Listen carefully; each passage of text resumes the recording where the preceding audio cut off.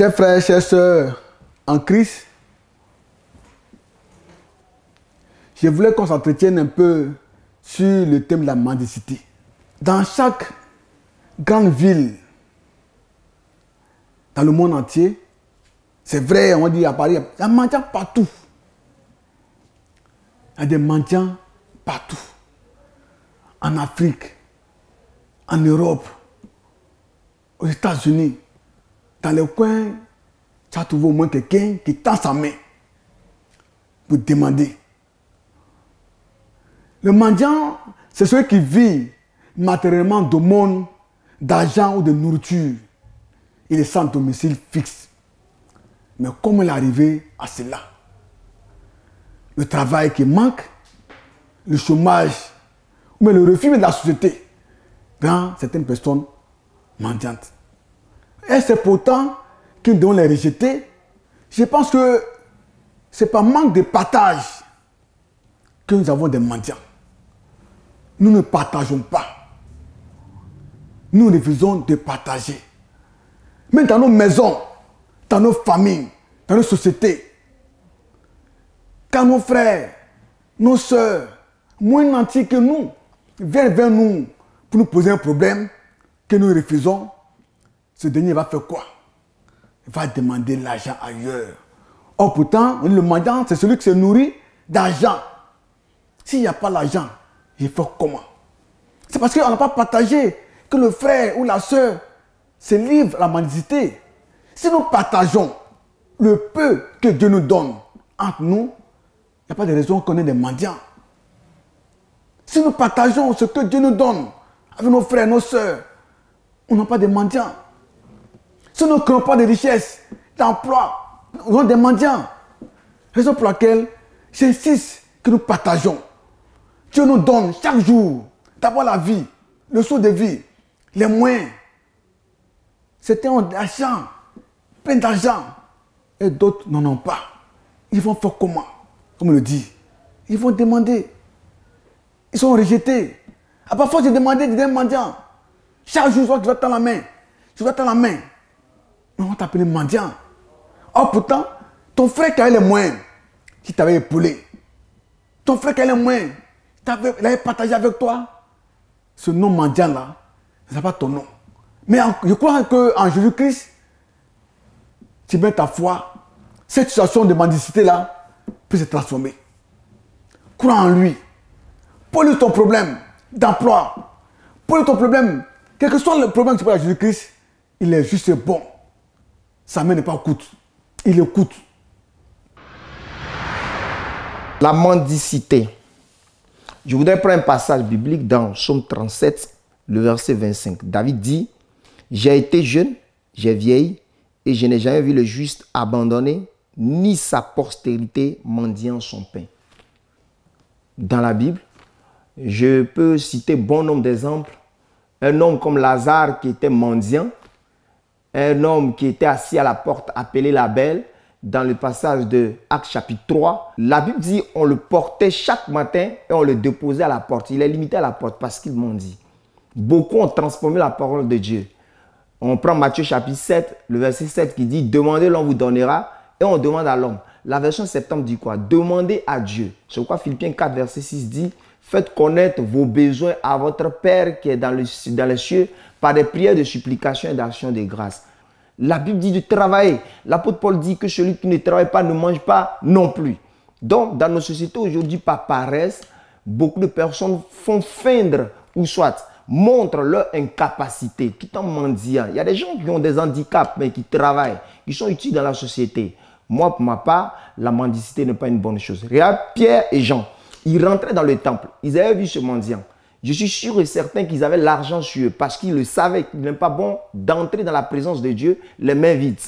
Mais Pierre et Jean ont dit à ce mendiant, nous n'avons rien à te donner. Ils avaient l'argent dans leur poche. L'argent qu'ils devaient donner à Dieu, ils ont préféré donner au mendiant. Non. Et ils ont dit au mendiant, on ne te donne pas ce qui est réservé à Dieu. Parce qu'ils ont travaillé. Bon nombre de personnes dans notre société aujourd'hui, tu as 25 ans, tu passes ton temps à mendier, tu es une femme, tu mendies, tu n'as plus de dignité. Il est important que nous travaillions. Les pasteurs doivent travailler, les fidèles doivent travailler. Nous habitons dans une société où Jésus même, qui est le Fils de Dieu, il a travaillé. Il dit, pendant qu'il est juif, il fallait que je travaille. Moi, j'ai honte de demander à quelqu'un, je veux gagner mon pain à la sueur de mon front. C'est pourquoi je me bats. Je veux exhorter, encourager quelqu'un qui ment, quelqu'un qui passe son temps à mendier, à demander de l'argent à ses frères et sœurs. Aie un projet. Demande le financement de ce projet. Et je crois que Dieu que nous adorons, il va t'aider à réaliser ce projet. La mendicité n'est pas une bonne chose. C'est pourquoi Lazare, le pauvre, quand il devait rencontrer Jésus, tout ce qu'il a mendié, il a jeté.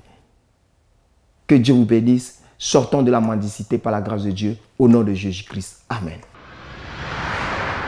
La mendicité entre un peu dans le cadre de la charité. Dans le cadre de la charité, celui qui est charitable, qui partage, qui a l'amour du prochain, qui ressent ce que l'autre vit, celui-là entre un peu dans le cadre de la charité, qui est un grand charisme de l'Église que beaucoup ignorent. La charité, c'est venir en aide aux pauvres, aux personnes démunies, aux personnes qui n'ont pas de moyens, qui sont dans la souffrance.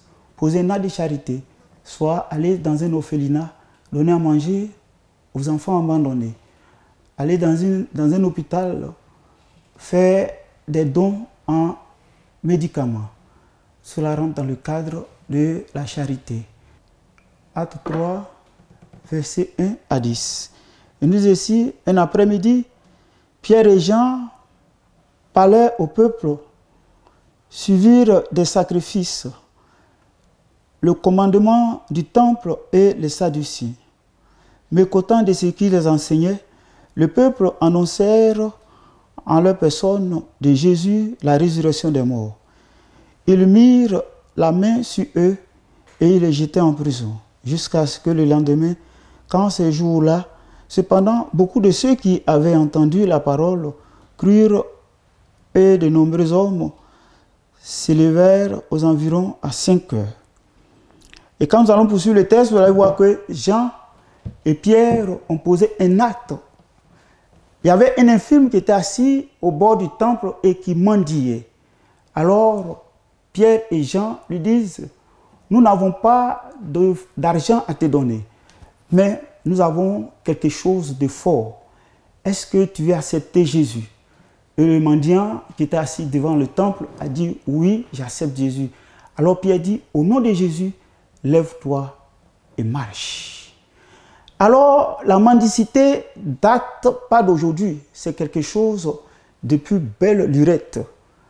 Avant même que le Christ ne vienne sur cette terre, ce phénomène de mendicité existait, où des personnes démunies, des personnes qui n'avaient rien, qui étaient pauvres, demandaient au monde pour pouvoir subvenir à leurs besoins. Alors, poser un acte devant un mendiant, lui donner quelque chose à manger, ce n'est pas mauvais. Mais aujourd'hui, d'autres personnes qui ont tous les sens au complet, qui ne sont pas malades, se pavent dans toutes les rues d'Abidjan, dans toutes les communes, en train de demander de l'argent ou mendier. Ce n'est pas bon. Parce que Dieu lui-même dit qu'il n'est pas bon de mendier ou de voler. Alors quand tu as tes sens au complet, il faut travailler pour pouvoir avoir ton pain. Puisque la Bible nous dit, l'homme souffrira à la sueur de son front pour avoir son pain, pour avoir sa nourriture, pour pouvoir subvenir aux besoins de ses enfants. Le prophète alayhi salatu wassalam, il nous dit que la richesse est tout aussi une preuve que la pauvreté.